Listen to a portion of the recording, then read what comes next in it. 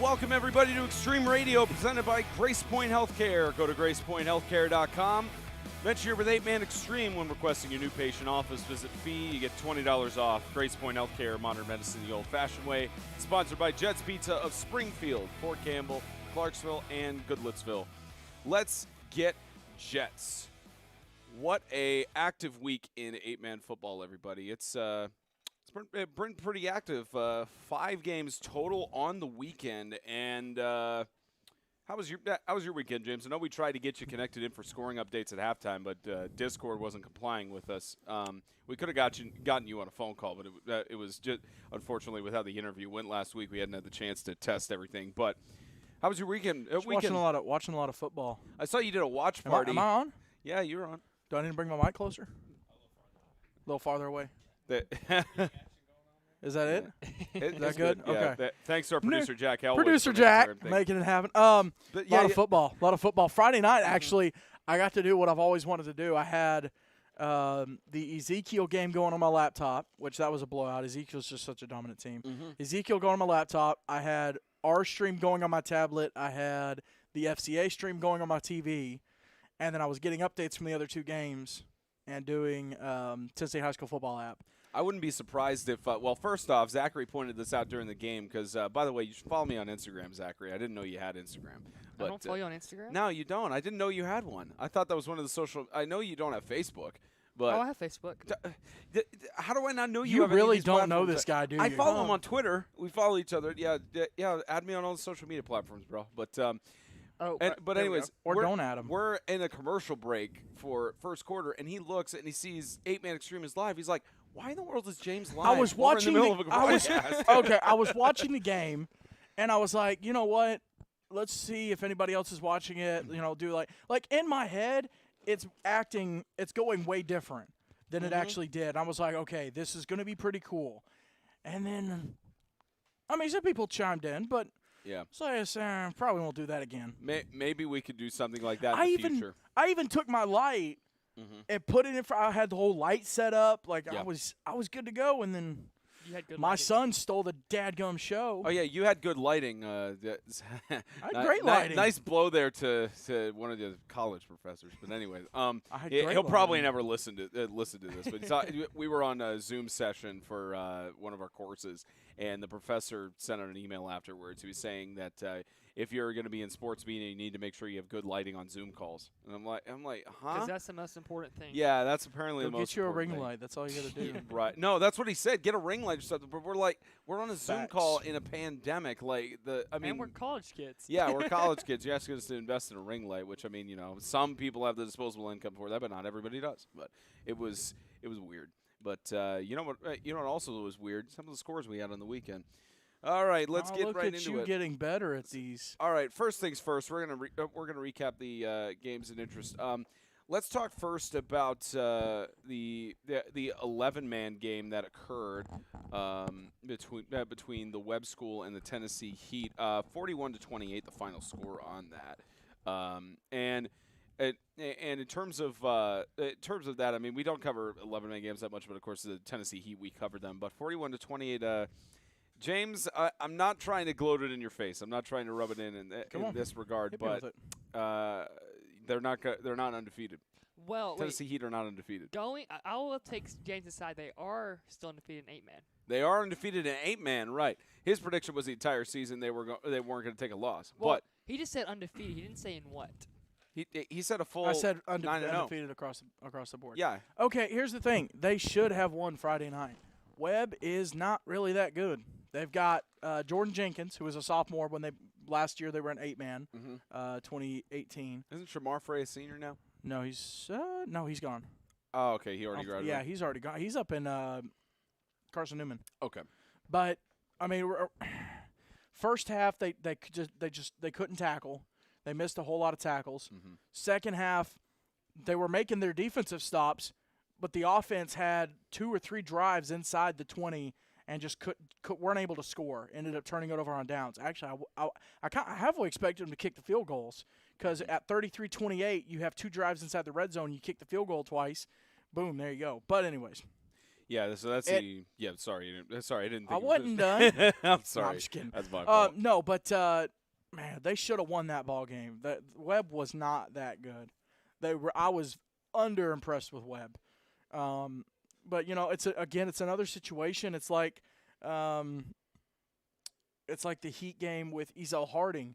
It wasn't so much that Ezel Harding lost, but it was the hit that the Heat found a way. And for Webb, Heat scored to make it 33-28, and put themselves within striking distance. Next kickoff, Webb takes it back for a touchdown.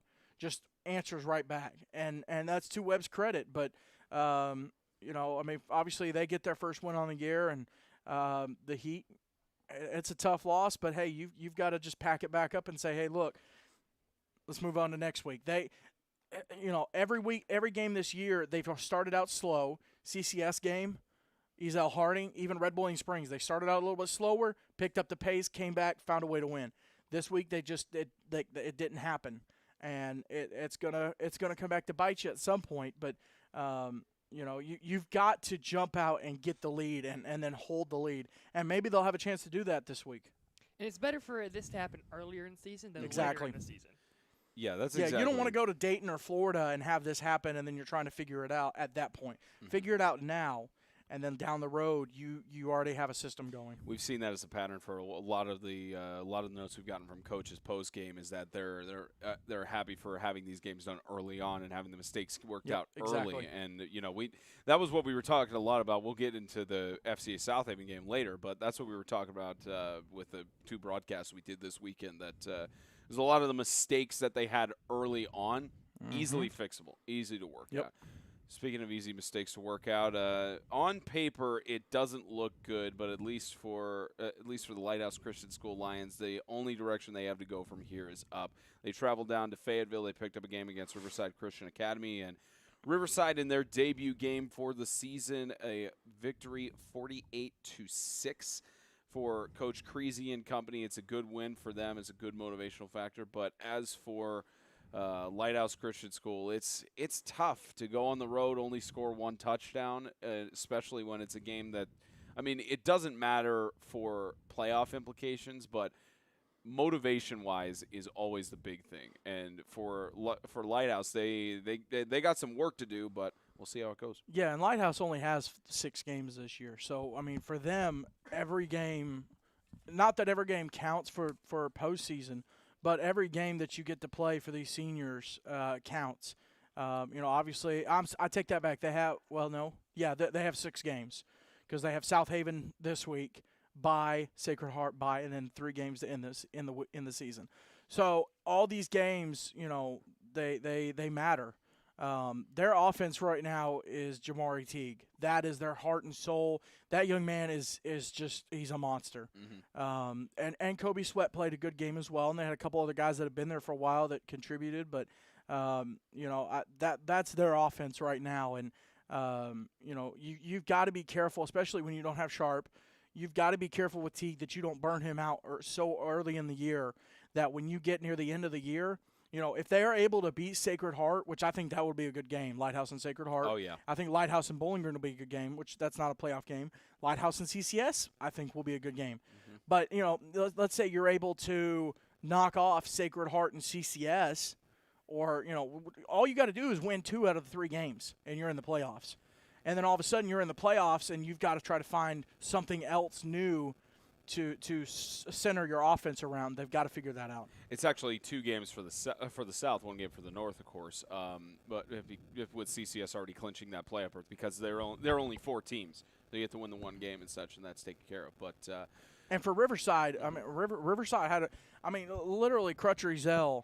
It's comical, not in like a bad way, but just the amount of touchdowns he had the other night. Dude went off. Dude is next. I said it before this season. He's going to be the best player in the league this year all around. And, he's tearing it up. Yeah. He's absolutely – I want to make sure – go ahead, Zach. I want to pull up Crutcher's stats real quick. Oh, I was listening. You got anything to contribute? Well, then keep listening. Hang on. Let's see. So Crutcher Ezel the other night. So they only played the one game. Ezell, 17 carries, 197 yards, 3 touchdowns. And he had 3 catches for 52 yards and another touchdown. So he had 5 touchdowns Friday night against Lighthouse. Just insane numbers. Yeah, that's good. Their defense, they had 3 guys with 12 tackles, Whidden, O'Neal, and LaFleur. And then Ezell had 10 tackles, 3 tackles for loss. Just insane numbers. You know, they're going to do. He also had 5 kickoffs for 252 yards. So it was all Crutcher Ezell Friday night. He's going to be dangerous. Teams are going to have to find a way to shut him down this year.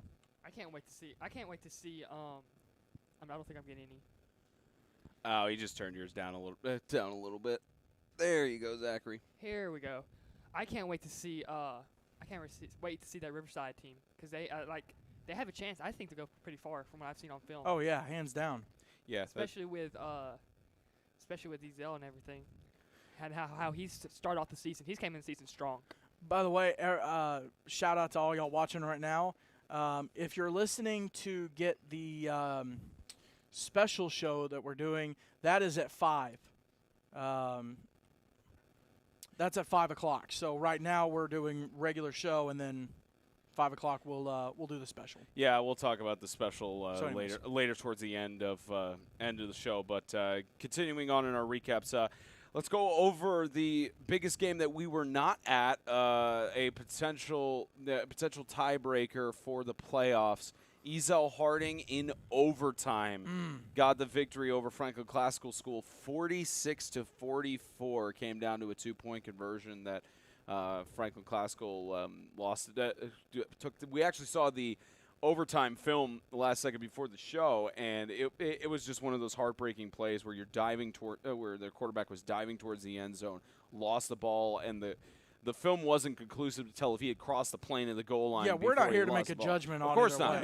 No. And I mean, you have to make that call on the field unless you have a definitive angle on the sideline, which replay, which they didn't in that case. But it's one of those games that for Franklin Classical, yeah, it impacts the playoffs, and yes, they're 0-1 in the South Divisions right now, but they've still got a lot of winnable games. They've still got the Battle of Franklin. They've still got their game against Riverside. I mean, even we'll talk about what we saw from Lancaster, but they've got Lancaster as well. So they've got a lot of winnable games that can get them into the Division I playoffs.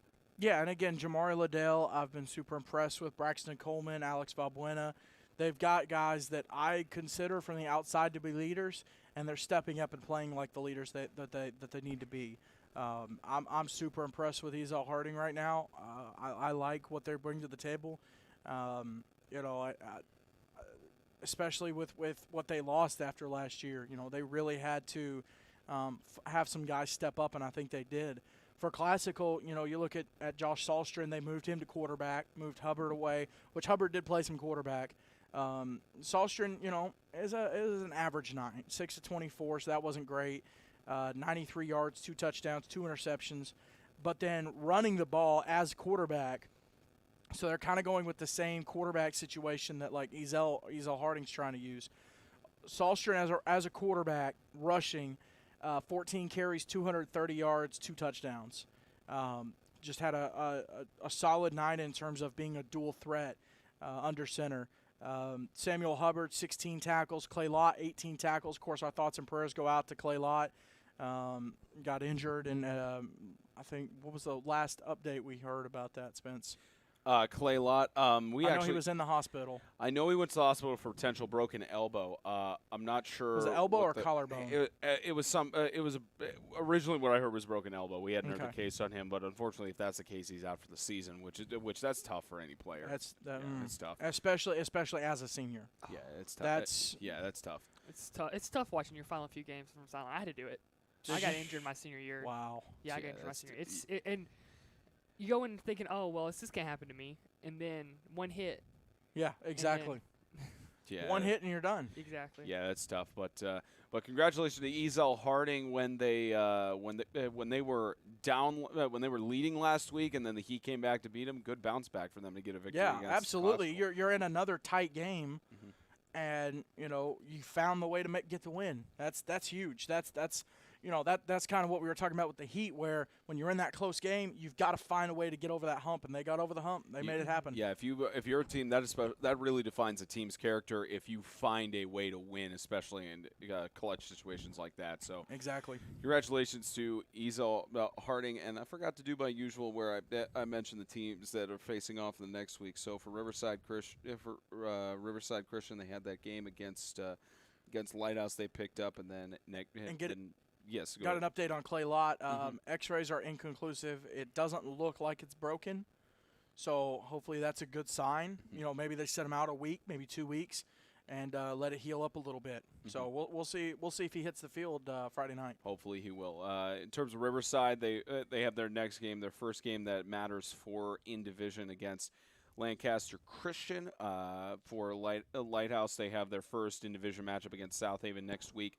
And in regards to both Ezel and Franklin Classical has got their next game that is a non-league game at the Bowling Green Warriors on Friday, and then Bowling Green season opener. Yep, their season opener too. And Ezel Harding, they have their first, actually not an in-division matchup, but they have their first inter-division matchup in the league against Christian Community School Colts.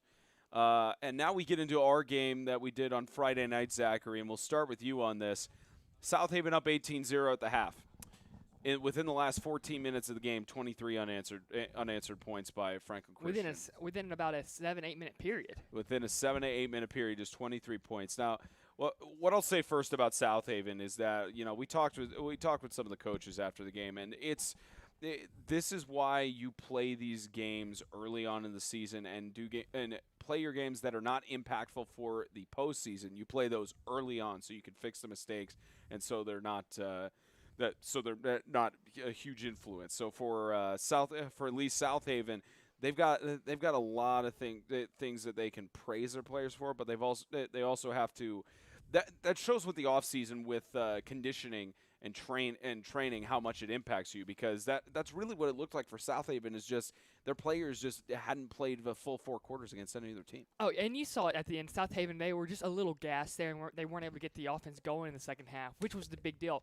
What killed them was that, like we said on Friday night, was that fumble inside about the 10-5-yard line, and that completely changed the whole game. And then from there, they weren't able to get their momentum back. But if you're South Haven, you're fine. Like you said, wasn't an impactful game on the playoffs. You played Franklin Christian well, and it's just Franklin Christian had a great about 6-7 minutes right there, 7-8 minutes right there, where they were able to go on that run without being stopped. Yeah, I mean it was first half with South Haven, and then Dang obviously 3 touchdowns in the first half. Maybe he was gassed, I don't know, but Franklin Christian, they made a way. Halsley. It's Andrew Halsley. Halsley, yeah. I'm going to call him Halsley anyways. Just incredible plays on the backside. Dooley made some good throws. Carpenter with the third touchdown, the second touchdown. Halsley had the first and third. But again, you see the importance of 2-point conversions. South Haven gets all 3 2-point conversions, they still win by a point. So those 2-point conversions are so critical. And even if they only kick an extra point, they're only down by 2 instead of 5 on that last drive. And you have so many more options. Yeah, I mean, it was tough. It was tough. Yeah, great resiliency by Franklin Christian to come back, though, being down 18-0. And like Zach said, within a 7 to 8 minute period, that just shows. I mean, one of the things I will say, they really good. That was a really good tribute with 9/11 at the beginning of the game. That was incredible. And between the motivation of the Carpenter brothers on the team, who their older brothers are stationed out in North Carolina with the United States Marine Corps, but just for them to come back in that fashion, like be down, for the crowd to be silenced the first half, and then to rally behind their team, it was Franklin Christian. They've got some amazing playmakers. What kept them in the game throughout that whole first half and the first 7-8 minutes of the second half was their defense. Their defense came up big multiple times, and they made those stops to where they were game-changing stops. It wasn't like small stops like drive down the field, 3 and out or whatever. It was turnover, or it was a good good 3-and-out, and then a good punt return. It just stuff like that. It keeps your team in it, no matter what the score is. Yep. I know we want to talk about that Lancaster Sacred Heart game. Yep. But I'm excited about the interview we've got. All right. Well, we'll talk about Lancaster Sacred Heart in a second. We jump straight into it for FCA. They have a game on the road against Providence Christian next week, and for South Haven, they have their first divisional game at Lighthouse. But speaking of FCA, they're playing against Providence Christian in Murfreesboro for the debut game for the Lions in varsity 8-man football. And who better to give us insight into that than the head coach himself of the Providence Christian Academy Lions, Mr. Lebron Ferguson. Coach, how are things out in Murfreesboro?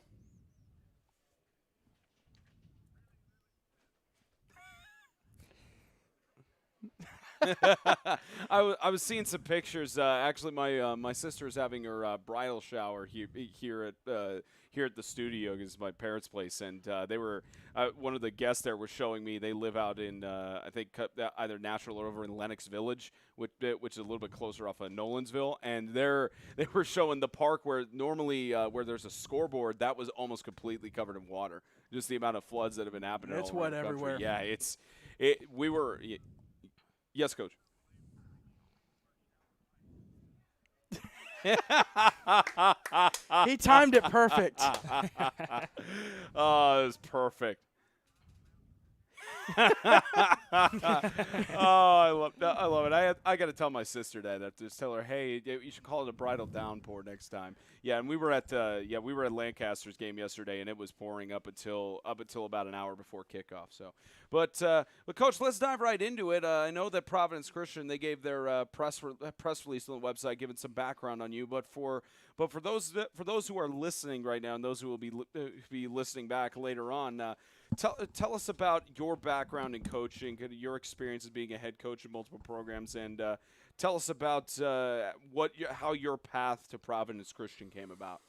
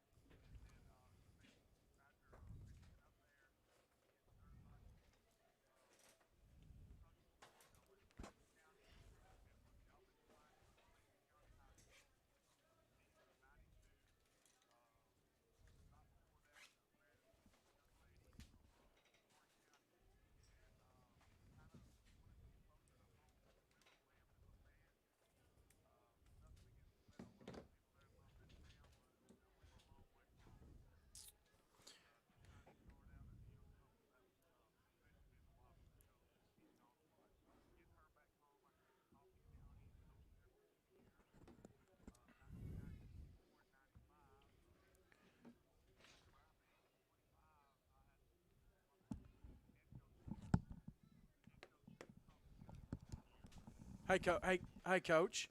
Hey, Coach, we're going to switch you to a different phone real quick that we have here. We're having phone issues with the one. So Spencer's about to call you in just a second. All right. Thanks.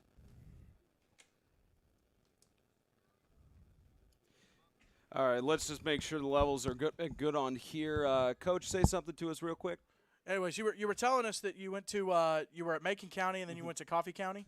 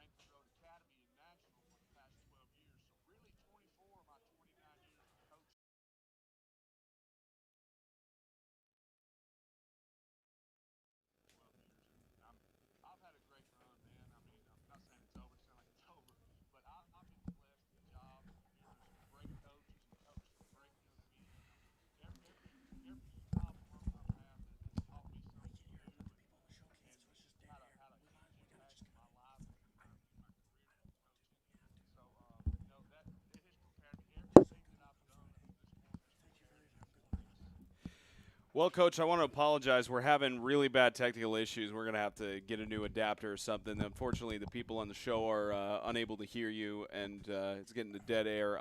We'll definitely make up this interview later in the show, but we thank you for taking the time or on later in the season on after you Sunday. guys pick up a couple wins. Oh, yeah, we'll definitely get you on the show later, but we apologize for that.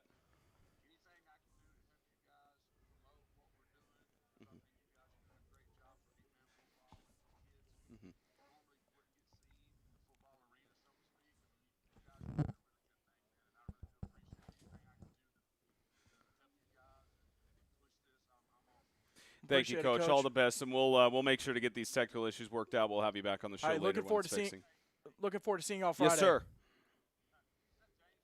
Yes, sir. It is.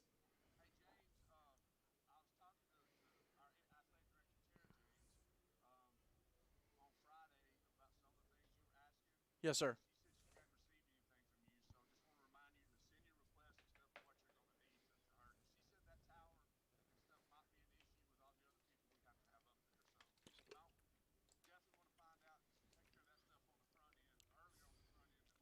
Yes, sir. We'll get it sent to you ASAP.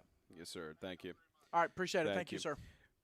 We apologize, ladies and gentlemen. We've been having some issues for the last 2 weeks with our adapter here. Might need to get some new ones or something going on. It's weird. We'll figure it out. It worked. It worked pre-show. Well, at the end of the interview, it was very, very faint. Like if you put it all the way up on high and put it to your ear, you could hear them. And when we tested a pre-show, the levels were coming in or something. So I don't know what it is. We tried both my phone, we tried yours. The beauties of a live show. Yep, beauties of a live show. But everyone doing these podcasts that can edit it, they're like, oh, it's great. Right.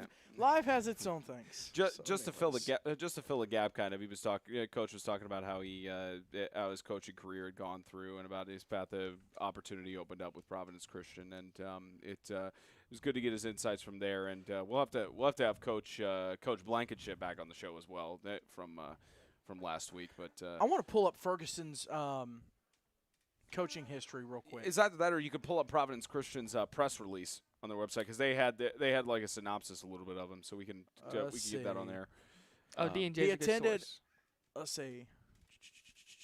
He attended Sewanee University of the South, school we're familiar with. Oh yeah. Let's see. I want to get his coach. He said something about he was at Macon County, Coffee County. He was at Oakland High School as assistant head coach from 96 to 03, and then head coach from 04 to 2007. And then he actually recently was at Franklin Road Academy for 12 years. And he was an associate AD in charge of middle school. He was an assistant football coach, offensive coordinator, and offensive line. Ah, okay. So doing a whole lot there. He's got a history for sure. Yeah, he got his degree from University of South. He's been around the block quite a bit. So a very qualified. And I got a chance Tuesday, I think it was. Yeah, Tuesday, to go out to their practice and just kind of take it in and see what they got. I love his coaching style. He's he is truly one of those coaches that is a teacher. Yep. He's not telling guys, why are you such a mess up? It's hey, let me show you what the issue is and let's fix it. Yeah. So I love his coaching style just from what I've seen. Yeah, and you haven't been able to soak in a lot of practices this year. No, just because everything been pretty busy. Pretty busy, but it was good to get out there. And I'd never been to Providence before, so it was cool to see. They've got a lot of construction going on there, adding on to the school. So just a good atmosphere, and I'm sure you guys are excited to go Friday night. Oh yeah, we already mentioned plenty of times on the show. That's spoiler alert. We're going to Providence FCA, but it's of course history that has to go with that, anyways. But again, we'll get Coach Ferguson back on the show and figure out all the equipment issues or whatever is going on with it. I think it might have something to do with whenever the call space maybe. Did you guys call the coach in the last two interviews? Mm-hmm. Okay, maybe how. But I also made the call. You made the pre-show. Call. Yeah. Anyways, enough about that. Anyways, what about that game last night? Oh yeah. So perfect time. All right. So first things first. Before we even get into the actual game, huge shout out to Coach Joey O'Day, the athletic director at Lancaster Christian, and to everybody at Lancaster, because we were originally not. So we were emailing with Joey in the week, and he originally told us we can't be in the press box because they can't appropriately social distance everybody in the box, and it makes sense because Rutherford County supposedly they sent city officials to high school games the first few weeks of the TSSAA came back, and when they saw people who didn't have their mask on at the games, they sent an email to the school saying you need to enforce this stuff more strictly, otherwise we are shutting everything down. So Lancaster, of course, in their first home game, they were trying to make sure that they were following the rules, making sure that they're okay with everything, and get along with the city in case somebody did come out. So Joey was, of course, put in a difficult position with that, and he mentioned directly in his email it was never ever his intention to give anybody a bad experience at the games, but just with coronavirus, they couldn't let us in the press box. So that's why we posted on social media we wouldn't do the game, because it was set to pour. It didn't stop raining until about 6:15, maybe 6:30. And then it was beautiful. Yeah, and then afterwards it was clear skies, and it looked like it was going to rain the entire night, and we didn't want to take the risk of all of our broadcasting equipment potentially getting rained on. It looked like it was so weird being there. It felt like there was like just a big circle within a 10-mile radius of us where all the rain was, but on the field and the 10 miles inside the field, there was no rain. Yeah, there was no rain. It was incredible. So I get on site early. Zachary caught some storm, so he showed up a little bit later. But I get on site early out there near the bleachers with an umbrella, and it's pouring. Like, I just look around because we're thinking maybe we could set up on the bleachers, maybe we could do something to but it just didn't happen. It just couldn't happen. So everything started pouring, and I just waited, and Zachary shows up, and then I start talking with Coach Bragg. We had a good conversation about the off season and his stuff, and he told us about the Rutherford County situation. And, I just explained to him, it's like, I know you guys have to do what you do. It's just for us, we'd love to broadcast the game. It's just we can't because all of our equipment getting rained on. We've done one game in the pouring rain outside of a press box, and that was 2018, I believe, Bowling Green and Sacred Heart. Never again. And I had every piece of equipment in Ziploc bags during that game, but when unpacking them, it just would not stop raining the entire game. It wasn't like pelting, but it was raining the entire time consistently. And when packing up the equipment, the stuff got wet, and somehow nothing got damaged from that. I'm amazed that nothing got damaged from it because we were carefully packing up everything to make sure. Even my laptop, I don't know how it survived, but because of that, we made a decision never again outside in the rain. We always have to be in a press box or it is not raining. Yeah, we're not just film guys, with a camera. No, because even with a camera outside of the press box, putting that under a tarp, it could even get rained on sideways. But with our equipment, with a soundboard, a laptop, a $1,000 camera, and all the different things, it was just everything added up to where we could, even if they offered to give us a tarp. Joey offered to give us a tarp, and you have a section blocked off in the bleachers. It's just because of the equipment we couldn't do it. So we show up on site. After our conversation with Coach Bragg. Coach O'Day walked past, and we had a conversation. He said, "Let me talk to my PA guy and see where he's going to set up, and we'll see. I think we should have enough space for you." And we're like, "Okay," because we're good to go. And I mean, I regret not wearing my slacks and button up to the game. But I mean, hey, I rep the brand still, so it didn't make a difference. I regret not bringing a tie. Aw, poor Zach. Felt dressed down. Poor Zach. But it was a rain game. You can't wear all your nice outfits. We waited a little bit, and then Coach O'Day walked up to us and said, "We'll make it work." So fortunately, of course, I still had the equipment in my car. We brought it up to the press box, set up everything, and. This is an example of going above and beyond. Not only did he make sure we have a spot in the press box, he originally said on the email he couldn't let anybody on the field other than field personnel. And he allowed me to go on to get the referee mic'd up.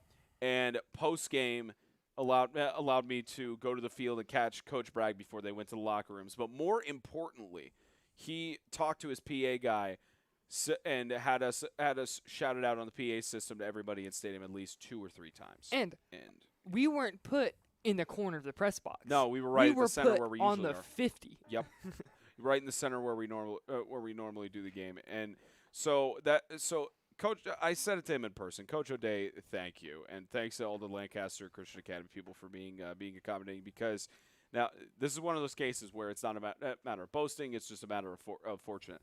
I got the Chick-fil-A cards over. Speaking of which, I just remembered I got to send you that picture so you can post it on social media, James. But I gave Will Keel his Chick-fil-A cards before they left for the game.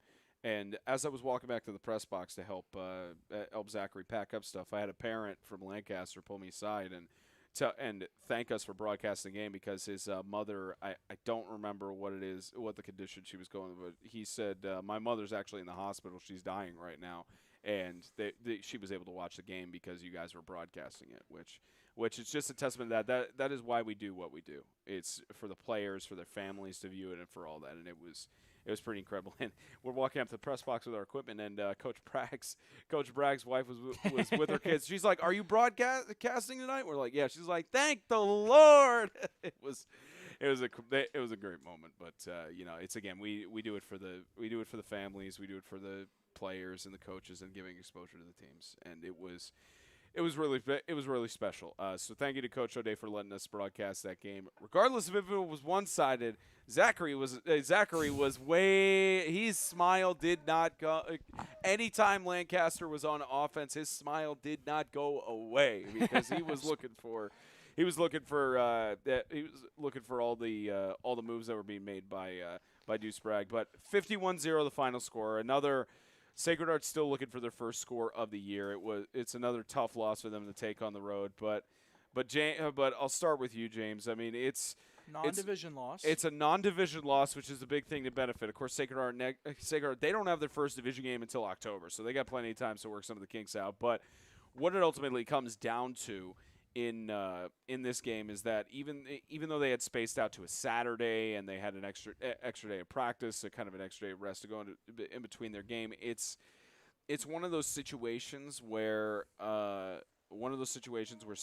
Sacred Heart is they've got things that they can fix. Definitely, they got stuff that they can correct. But it's tough when you have I believe it's only 12 or 13 guys on their roster that they have showing up. It's really tough when you're managing that and with everything in the off season. But at least for Sacred Heart, they got a lot to improve off of. Well, and they had more than that on their official roster, but they only suited up that many last night, and that's tough to go into a game with. Lighthouse is very familiar with that. It's tough just not having bodies. But it's something where there's mistakes again, but they're very, very fixable. Can I get more volume on my amp? Give him a little. He wants to be heard. Yeah. Okay. He just wants to be heard. Yeah, you can say what you want. That's good. Yeah. That's good. Just it's tough. It's tough. And Lancaster, I mean, obviously able to have their way and do what they wanted to do last night. Again, but on the downside, it is a non-divisional win. Yeah. So, that's not someone that you got to beat to get into those playoffs. Good warm-up game, good opportunity to hit somebody that's not in a light blue jersey.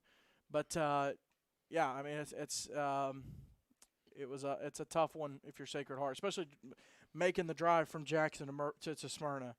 I've had games where you travel that far and just get whooped, and it's not fun at all. And I think some of the reason why some of the players were on the roster that weren't dressed out was because I think they had a few injuries, as we were speaking to earlier. It's just, and then in the second half, Sacred Heart, they were just exhausted. Like they worked so hard in the first half to try and keep Lancaster's offense to a minimum, and they did a good job in the first half. Mm-hmm. They did give up a lot of points, but they were huge plays. And that's their next step. They tackled well, and what took the air out of them was a 91-yard pass by Bragg. Yeah, that was. Yeah, it's just when you have Deuce Bragg that combo between him and Devon Hargrove within his passes, just when you give Deuce Bragg targets, he's going to use them, and that's what's happened the last several years that we've seen him in 8-man football. It's been incredible. and they were out of gas in the second half, but they still played. They still played their hearts out. Like they only gave up 5 points in the second half? I think it was maybe a touchdown or something. I'd have to no, look it at was the box score. because they got the field goal. Yeah, they and got then the field goal, so it was 3. Safety. That's right. It was only 5 in the second half. Yeah. So that was a good job because that could have easily turned into something in the 70s or the 80s. It's a good job by Sacred Heart to say, hey, you know what? Yep. Yeah, we're down by 40. We're down by 46, but I'm not gonna let y'all. We're not gonna let y'all come out and just keep running this and keep like doing what you want on offense. We're gonna try and get our momentum going for next week. And that's, of course, also big kudos to Lancaster Christian for not intentionally trying to run up the score. Yes. They just did that. They just did that field goal as an experiment. Exactly. For sure. And that's when you do it. When you're up big or you're down big, just so there's not as much pressure on the field goal kicker in case and to figure out his range. Like, what was that? It was about a 33-yarder. Something like that. And that kick was good. It would have been good from about 50. No, not 50, about 46. It would have been good about from 46, 47. So that kick figured out the range that he has. But if you're Lancaster, yes, you were a little sloppy at times, but you played a complete game. Your special teams was good. Your Deuce came out, and he had a couple of missed overthrows in that second and third drive, but that was just his. I still think it was because his shoulders and his mechanics were just a little off those couple of drives. But other than that, I mean, Horde had a heck of a game. Oh, yeah. Jordan Horde, when they added him last year to Lancaster roster, that just took the offense to a whole new level because you've got Bragg, who is such a successful guy in the air, and you have a guy on the ground who's able to be successful, especially because what was it? Coach Bragg mentioned to his post game. He said they played a sloppy game, and there's a lot of stuff that they can improve on. But still, 51-0 on that kind of score and the stuff we saw for both Horde and Bragg, it was incredible. And that's why when you have a pass-heavy offense like Lancaster is, well, not necessarily pass-heavy, but like more leaning towards the pass than the rush, having a running back who's a weapon out of the backfield, but who can also get to the edge on a pitch, can go right up the middle, read the holes of the defense, being able to, because when you have Deuce back there and Hargrove being able to spread the field, that spreads the whole field out to where they can't just back off. They can't just back off the receiver and say, "Hey, look, I mean, if you can get 6-7 yards on the passes, and then we'll do whatever we want to with the run game because we can stuff the run game." No, with Horde, he got to the outside multiple times, and once he gets in the open field, you can't tackle him. Nope. You can't. No, you can't. It's a tough situation for sure. But for Sacred Heart and for the Knights from Jackson, they travel next Saturday to collide with the Tennessee Heat. And as for Lancaster Christian, they have their first in-division matchup to determine postseason seeding, which that could be a potential tiebreaker for first and second place, depending on how FCA plays, how the rest of the teams are. That's a big one next Friday night between Riverside and Lancaster. All right. Well, again, unfortunately, we thought we were going to go a little bit longer with Coach Ferguson on the interview, and of course, equipment issues will get them worked out in the future. But we got 6 games to go over that are happening this week. Yep.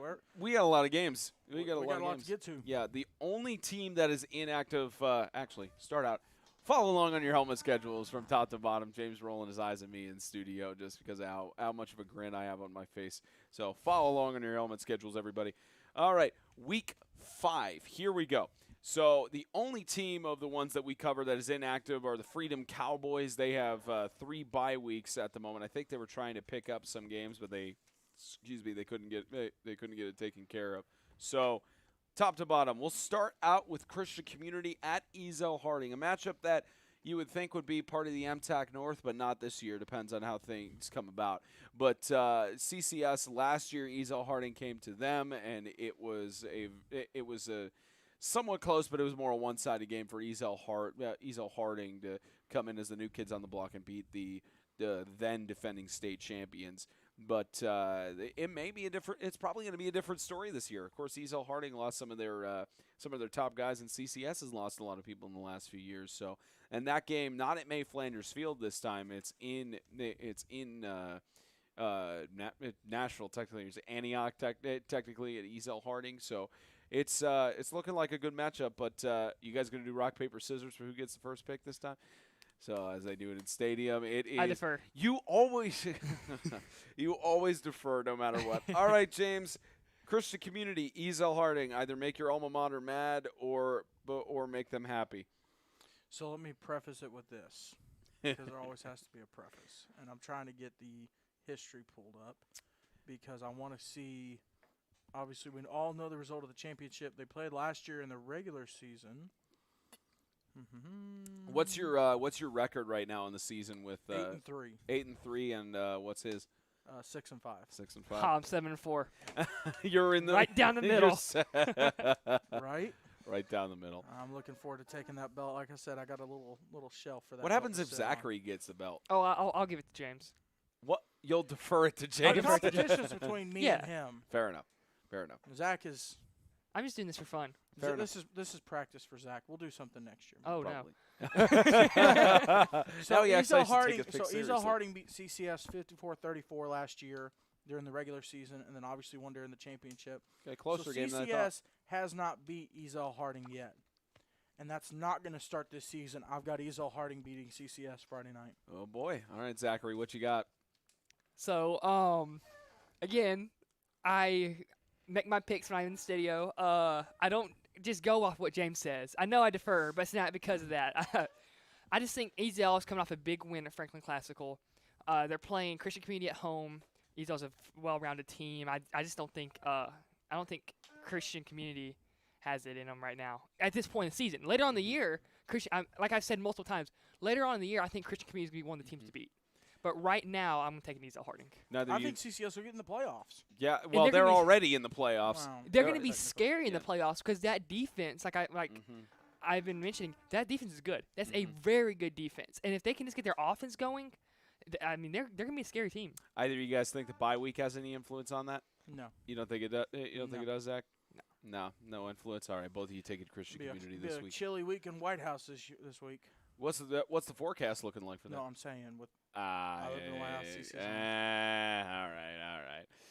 All right, James. All right, divisional matchup for the North between the Patriots of South Haven. They are traveling to Antioch to face off against the Lions of Lighthouse. We were hoping to get that game moved to Thursday, but haven't heard anything, so more than likely it's still going to be played on Friday. But this is one of those divisional matchups that for South Haven, especially being up 18-0 and the tough loss they took, I think they're going to bounce. I think they have a chance to bounce back, and it also depends on. Are you making a prediction? No, I think that South Haven has a chance to bounce back, but at the same sounds time, like Spencer's making a prediction. both of the I feel like he's teams. making a prediction. Both of the teams. Do you want to get in on this? Just throw it No. out there. Do you want to get this smoke? No.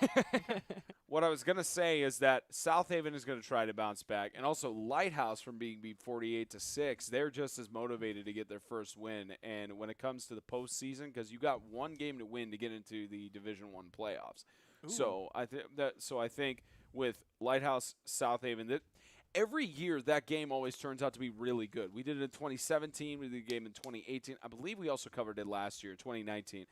Unfortunately, unless they moved it to Thursday this year, we won't be able to cover it because of the historical significance of the Providence game. But South Haven Lighthouse, James, who you got? I got South Haven with a big dub. I am looking forward to seeing Emmanuel Ding versus Jamar Teague. That'll be a fun matchup. But I've got South Haven getting the dub. You know, I shouldn't even be asking about your South Haven games because you got them going undefeated. I've got them going unbeaten, and it didn't start out great, but I'm sticking with it. Yeah, that's the whole thing. All right, you'll stick with South Haven beating Lighthouse in Antioch. What you got, Zach? Well, South Haven has a lot of weapons. As we saw on Friday, they just needed to have a strong second half, and they just weren't able to get it. And it was the first game of the year. That stuff happens. I think they bounce back. I personally think they bounce back, and they have a great game. They play a full 4 quarters this weekend, and I think they win. I think South Haven wins. How many laps do you think the players are going to run for conditioning this week for South Haven, just to get them up to speed for all 4 quarters? We'll have to see. Maybe I'll swing by. I don't know. You should swing by South Haven's practice or see what other practices you can go by. Who knows?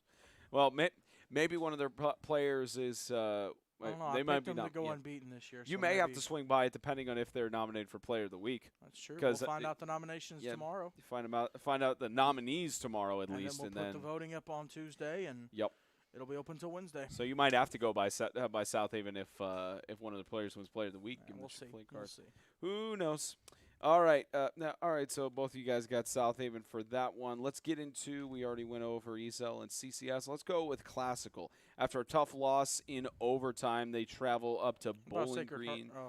They travel up to Bowling Green, Kentucky, to collide with the Bowling Green Warriors, and this is the debut game for the Bowling Green Warriors as well. They lost a pretty decent amount of their seniors from last year, and especially since they're playing just as a club team essentially this year, not playing for a championship. They're in the same situation as the Tennessee Heat. They're playing for they're playing not just for pride, but also playing for build up to potentially the NACA. Go to Florida, or maybe they even go down to Florida. It depends on how they play. But for Classical, of course, tough loss in overtime at home, so they'll be coming in looking for some sort of vengeance or to take out their frustrations on Bowling Green. But it's going to be interesting for the Knights and the Warriors. So, James, what you got? I've got Classical getting the dub. I think they bounce back after last week and go up to Bowling Green, get the win. I do have Bowling Green winning a couple games this year, but I don't know that this is one that they'll pull off. You know, I may, again, I'm not going to say I may be wrong because I have been wrong this year 3 times so far out of 11, but I have been wrong. So, but to be fair, again, Freedom CCS touchdown game, South Haven FCA touchdown game, Webb Heat. Could have been a touchdown game. Yeah, it could have been, yeah. So, just putting that out there. It's been close. Zachary? So, I agree with James again. I'm going Franklin Classical. I think they bounce back because that's a heartbreaking loss. That really is. But they did a lot of good things throughout that game, and just they're gonna be fine. They're gonna be doing really well this year, and I think Classical pulls it out. And both of you taking Classical so far. Everybody's matching the same picks for everybody. And the other game that we're not going to be at, which is going to be one of, I believe the term James uses is barn burner. This game to determine a seeding in the postseason later on down the line, because most of the games in the South are later towards the second half of the season. But Riverside Christian will have their second home game in a row. They'll host the Lancaster Christian Academy Knights, and after Lancaster, huge motivation for him, especially after winning 51-0. But even with Coach Bragg, he said a post-game that they played a sloppy game, so they're going to try and correct everything, especially since they're playing against a tough Riverside team who also had essentially a blowout win against Lighthouse. So Riverside, they're looking to, I believe they're looking to get their first win against Lancaster Christian since they moved to 8-man football. So we'll have to see. We'll have to see how that goes. I wish if you're available on Friday night, James, you should go to that game. But it's possible. But what you got? You never know when I might roll up. Listen, Riverside, you don't have you got a team coming from the same area, but it's not Lighthouse again. It's Lancaster. We saw what Lancaster's capable of last night. I don't know why you're asking me, because I got Lancaster going unbeaten this year, so I'm taking Lancaster. Yeah, I probably for the Lancaster at South Haven. We'll just sit. I ask you just to give you a chance in case you want to change your predictions, because there's maybe once or twice that you have changed your prediction. If it's a game that's been added. Well, no. Next week, Freedom picked up a game with the Heat next Friday night. It was after the fact, so that's one where I'll pick it on the spot. No, I know, but there was at least once or twice where you decided to change your pick on a game that you had picked preseason. Did I? Yeah, I think there's maybe once in 2017 and once in 2018. Then. Yeah, I've slept since then. Once per year. I think you may. This is not the one where I'm burning it. not yet, but I have my freebie and I'm not burning it here. All right, Zach, you gonna match with James, or are you gonna take the hot take essentially with Riverside? Well, you know how I feel about Lancaster. Little man crush Zach. No. We could get you an autograph football. Hey, look, we finally have someone with Lancaster bias. Yeah, hashtag LCA bias, hashtag CCS bias. And have I been accused of any bias? No. Nobody hates you enough to have to With that being said, I'm taking Riverside. No, I'm just kidding. I'm taking Lancaster. They played a pretty good game in the first half, of course. The second half was kind of just wind the clock down, get the game over with. But what's going to be interesting to see is if Deuce can get on the same same wavelength as his receiver. Because there were times last night where he was a little off and he wasn't able to be able to connect perfectly. And then there was just stuff like that. And then their defense and their special teams, the defense stepped up and they played pretty well throughout the game. And their special teams had a few great plays. And I'm just gonna go with Lancaster. All right, you're matching with James so far on every single game. Let's see if that streak continues. It might change after this one. The Friday night game we are going to attend is history. We make it a point every year that a new team comes into 8-man football, we make sure to cover their first game, and the streak continues. Providence Christian Academy making their debut in varsity football for the first time in program history. We'll be there live, and it's at home. It's in the borough, which you guys won't have to travel as much. We've never done a game in the borough. No, never, because there's no game. Holloway was around back when I played, but they dropped football before I started this, so we've never done a game in the borough. First ever. Yep, so first game we'll do from Murfreesboro, Tennessee. Zach and Jack, you guys will only have to travel maybe 5-10 minutes from your house. I get the joy of. You got spoiled last week. No, so I know I did. I'm not complaining. I'm not complaining. Well, I'm full disclosure. I kind of got not spoiled complaining. last night. I was only 15 minutes away. Yeah, you were 15 minutes away from your home. I live on the highway. Yeah, you got. Interstate. Wait a minute, 15 minutes away. Then how did you have weather delays getting over there? Because it was a lot of. It was a lot of bad it drivers was out there. poor. Yeah. I went on 840 when it was pouring. I just went 50 on there. I couldn't see like the car in front of me. Yeah. I had my hazard 40 because it was pouring and it was fogging up on the windshield. I had my hazard lights on going 40 and a 70. I was going 50. I was going 50 and a 70 with my. I was sitting at my house, so now, you don't get to brag about that, but. Anyways, no, you guys get the short travel. I'll go 45 minutes. I do that twice a week going to MTSU anyway, so it's not as bad. But history, don't forget you got a game Saturday too. We're gonna get into that, but we got history with Providence Stop Christian in their first ever 8-man football varsity game. They've done middle school for many years, and I'm really excited. Franklin Christian's coming in. They took a tough they took a tough first half loss, but then won it in the second half against South Haven, and this is their first game that determines actually it doesn't determine playoff seeding since PCA is not eligible for the playoffs this year, but it's a preview for next year on what they're going to face off against. But besides the point, somebody has to predict these games, and we give it to the man who only lost 11. I correct myself from I kept saying 10. It was 11 games that he got incorrect. So, James, Providence, Franklin Christian. I'm bringing all the smoke. I love what Coach Ferguson has. I think the fact that they have never played, nobody knows what Providence has. Everybody knows what FCA has. I am taking the first year home team Friday night, Providence Christian, with the dub. And you're not saying that just because Ferguson gave us a huge thank you. No. No, because I made this prediction preseason before he said thank you. I know. Now, I don't think they'll win a whole lot more games throughout the year, but I do think they win Friday night. It's going to be a good one. All right, Zachary. Zach you guys can't see it. He's clenching his head right now trying to make a tough decision. Zach's going to pick FCA. The other guy is going to pick FCA. Everyone else is going to pick FCA. What'd you say? I wanted to pick Providence, but well, pick Providence then. But I don't want there to be like, I don't want to pick every pick you have. So now I'm in a tough spot. Well, we got a game tomorrow night. Well, who do you genuinely think is going to win? I genuinely think is going to win? Yeah. I genuinely think.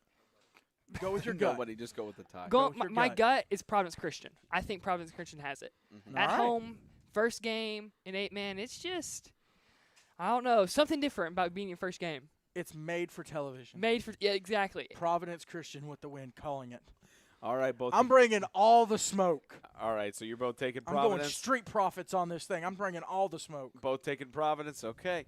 We got one more game Saturday night. We will be there. The Sacred Heart of Jesus High School Knights, they have another Saturday game, and they travel up to Mount Juliet. Did I pronounce it right this time, James? Yes. You have to put the emphasis on the Jew. Mount You Juliet. always put the emphasis on the et.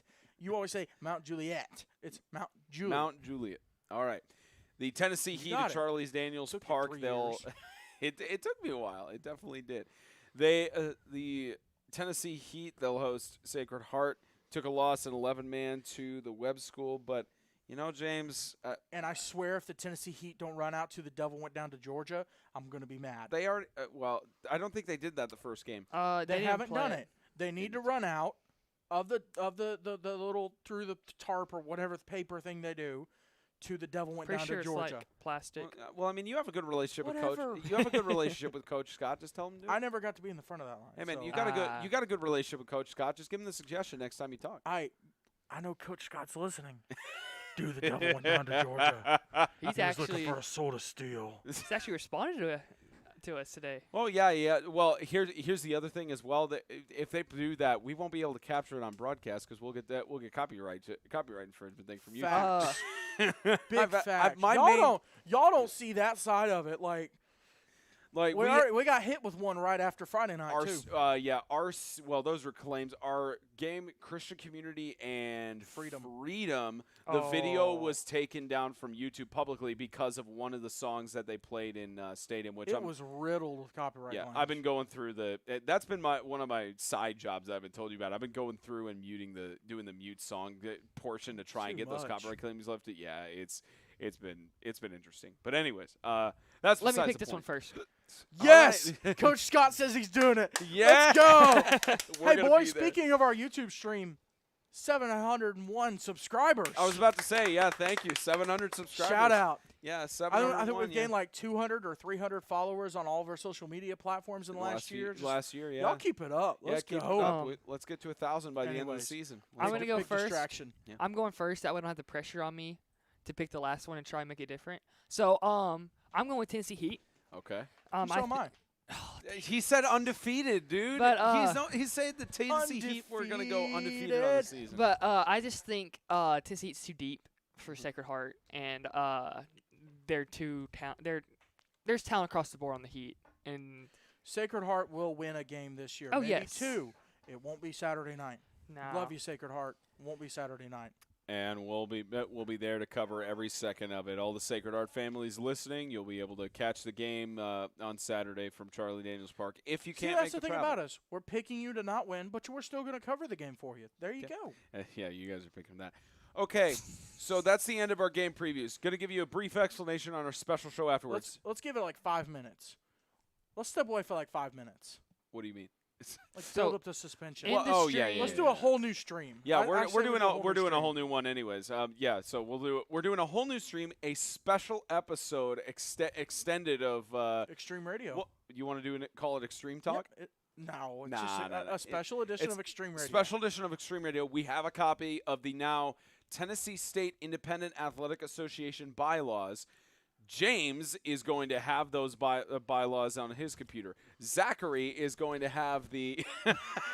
I was trying to. He was trying to say, "Hey, special pick." Ezekiel for the win Friday night. Anyways, just leave that out there. All right. They're 4-0. James is going to have a copy of those in front of him. Zachary's going to have a copy of the MTAC bylaws that were as of 2017, but as we've been told, they're all the same. They're the same ones up to the rebranding. That's what we're rolling with. I am going to have a copy of the Tennessee Secondary School Athletic Association 2020 to 2021 bylaws in front of me, and James is going to read those bylaws. We're going to compare them to what MTAC said and what the TSSAA standard is on some certain things. And we have a fun way we're going to do it. Oh yeah, just to emphasize something. But anyways, we're going to step aside for about 5 minutes, get another stream set up. Make sure y'all join in. Yeah, and before we do your outro. Yeah, before we sign My bad. Any other shout-outs? Nope. You gonna interrupt me? I did it a second ago. Go follow our social media. Our social media's been blowing up. Anything, Zachary? No, you already shout out my social media. Yeah, Lone Zachary on Twitter. And then Zelon17 on Insta. I don't think I follow you on Insta. It's okay. I don't think many people do. But Big facts. Man. But to roast yourself. I have a Facebook. But I don't really do anything on that. I got it just for my church group. That's a good reason. And I have a Snapchat, but I don't give that out unless I know you. So. Well, you know us. No. Let me guess. You have a Tinder too. No. That's too far. Too far. All right. Ready with the outro whenever you are, my friend. That's going to do it for Extreme Radio presented by GracePointe Healthcare. Go to their website, mention 8-Man Extreme, $20 off your new patient office visit fee. Jets Pizza, Springfield, Fort Campbell, Clarksville, Goodlettsville. Let's get Jets. We'll see you for Friday, Providence FCA, and Saturday, Sacred Heart, Tennessee Heat. See you in a minute!